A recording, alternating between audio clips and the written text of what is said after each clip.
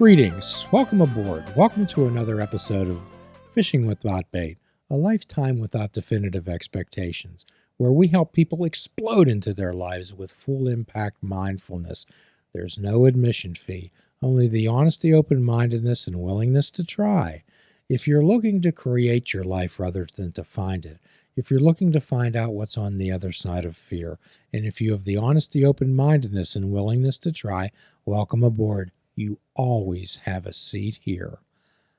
Greetings, everybody. I'm Jim Ellermeyer. I'm a behavioral health therapist, and today, as always, I'm joined by my good friend, co-host, and producer of this program, Mr. Mike. Hey, how's it going, Jim? Good to be back again in the studio. Yeah, back in the saddle again. Mm-hmm. So last week, those episodes, I'm sure the thousands of listeners we have from coast to coast and all ships at sea, we talked about the cool kid topic of manifestation and the law of attraction. However, we often talk about on this show that we just can't wish and hope and wait for things to happen, that we talk about the importance of action and effort, buying the ticket, per se, Mike. Oh, absolutely. Doing a little bit of buying the ticket, which is, well, for me, buying equipment to make sure stuff actually, goes forward with certain projects. And organization has been my thing this week, Jim. I bought cable ties and zip ties and everything just to make sure everything is better arranged when I show up to a shoot, when I get back here to the studio and have to put everything together, and trying to be a better organized person, to be a more effective person. So that's what you're talking about is preparation. Absolutely. Getting in front of a possible mess. Yep. Okay. So, and that's what we talk about on this show, getting in front of something and preparing and not going there and hoping that your cables are not all tangled up. Right, exactly. I've had to be more mindful of this because I'm giving stuff to other people to do what I would normally do. So I have to make sure it makes sense in their heads instead of often it reflects the tied knots in my head.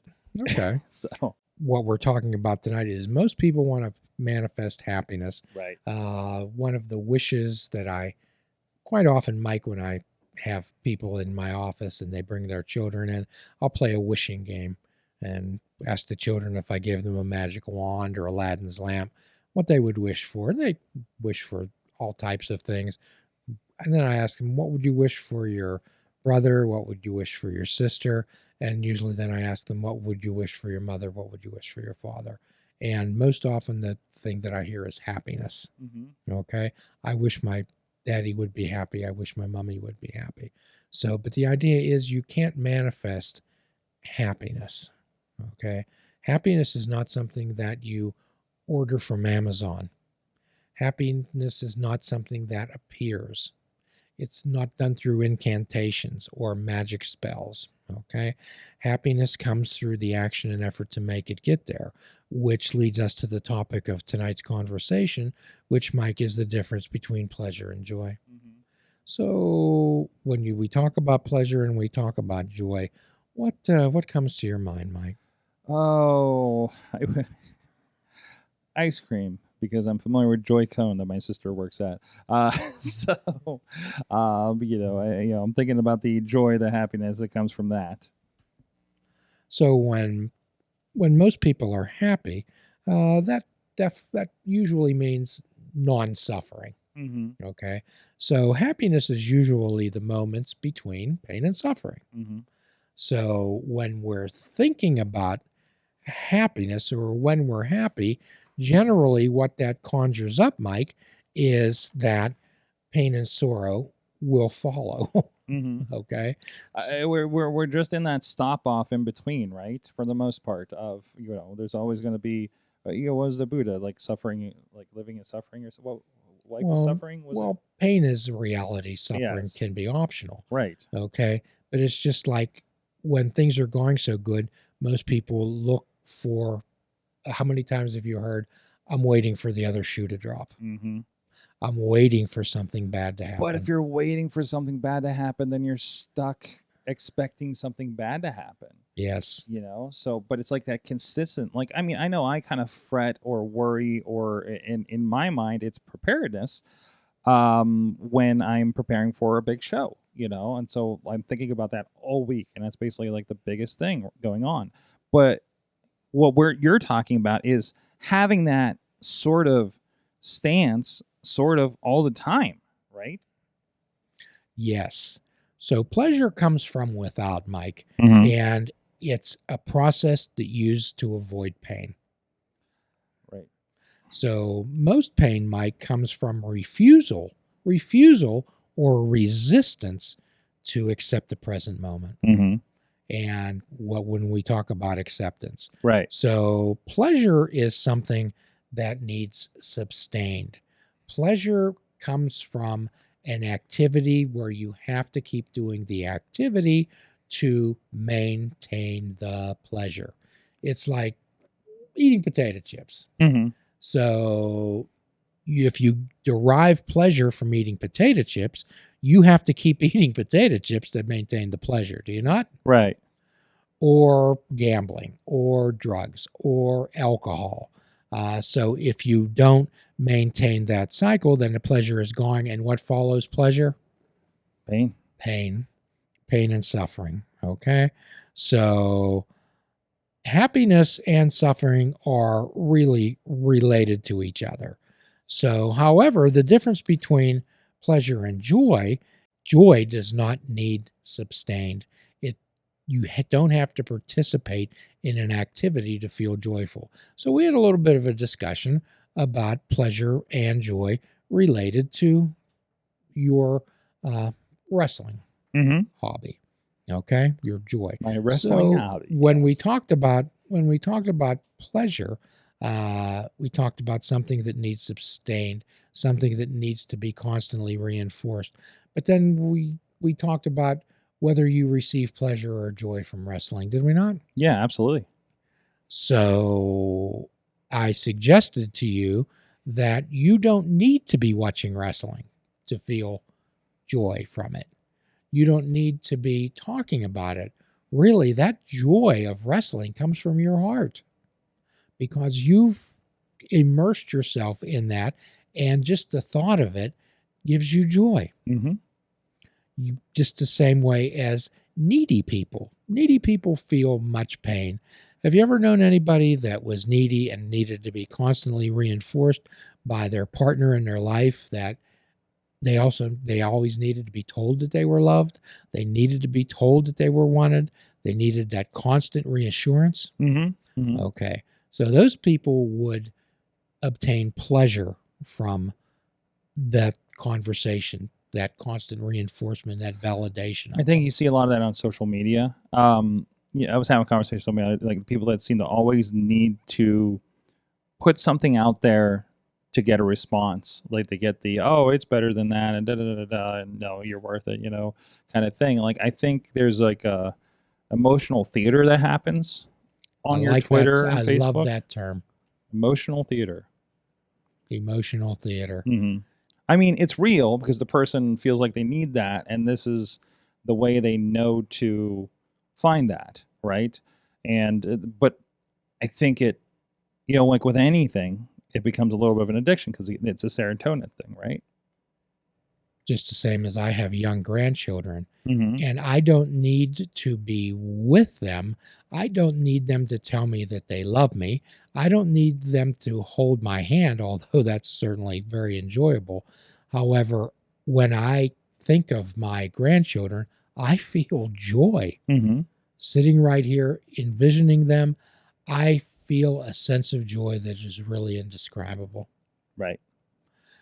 So if you remember our friend Thomas Merton, who said that we're created for joy, not for pleasure. And if we don't know the difference, we have yet begun to live. Mm-hmm. So people who are constantly seeking pleasure, and a lot of people seek pleasure through the accumulation of material goods, Mike. Absolutely. So, Shopping therapy, correct? well, it is shopping Retail therapy, to yes. make them feel good, Mm-hmm. or maybe they want to, if they're going to a wedding, if they're going to an event, Mm-hmm. maybe they want to uh, buy the newest bag Mm-hmm. or the nicest shoes or something that's going to have them be noticed. And people, when they notice something, oh, those are a great pair of shoes. Oh, you have a da da da type of bag. Mm-hmm. Okay. So they derive pleasure from being validated from those things. Okay. Okay. So what do people go to weddings really? What's the purpose of a wedding, Mike? The party.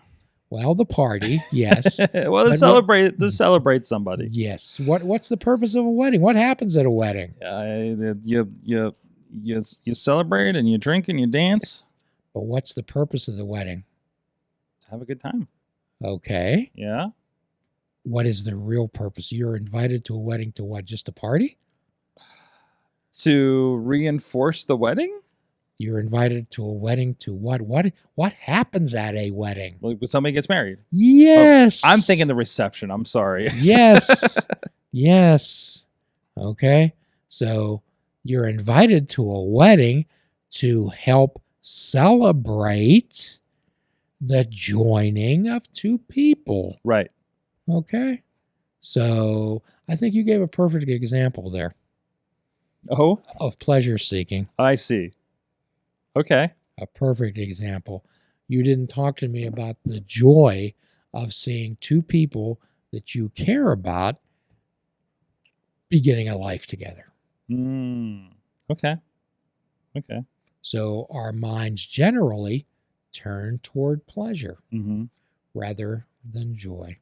You're not thinking, oh, I get to see these two get married. You're thinking, oh, great, I get to like party and drink. That's correct. Okay. Okay. That's right. So, and we can look at that throughout our lives too. Mm-hmm. So your wife happens to be out in California now. Right. She doesn't have to be here for you to feel the joy of being with her, do you? Right. No, I mean, just, little chances to do FaceTime where we're still communicating and texting and sharing things, But you don't need her to call you every hour and tell you, Mike, I love you. Mike, I miss you. No. To have you reinforce the love and the joy that you have about being with her. No, I just do my day to day and touch base whenever it feels appropriate. That's correct. Mm-hmm. So one of the best ways to be able to feel joy is from gratitude. Mm-hmm. Is from gratitude and helping people understand that normally pleasure-seeking activities are to resist and unable to accept the pain and suffering of life. How often do we tell people on this show to expect discomfort? Mm-hmm. I have to study. I have to go to school. Okay, expect some discomfort. I'm going to stop smoking. I'm going to stop drinking. I'm going to stop doing those things. Okay, most people want to replace that suffering with another pleasurable activity, Mm-hmm. avoiding to accept the discomfort, avoiding to accept the suffering. So again, what we're asking people out there is to differentiate between pleasure and joy. Hey guys, we're having a great conversation here, and I hope you guys are following us, and I hope you guys are subscribing to our Patreon at patreon.com/fishwithoutbait. We're going to be putting some exclusive content out there, and you can help support this show. But we are going to come back next week with the rest of this conversation when Jim and I continue this chat. Thank you guys for listening. Please check out our website at fishingwithoutbait.com, where you can listen to the show, comment on our discussions, and find out where you can subscribe to our podcast.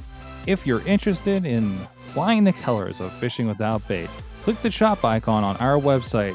We have clothing, mugs, cell phone cases, and so much more. Show the world that you fish without bait. This show is a member of the Sorgatron Media Podcast Network. Find out more at sorgatronmedia.com.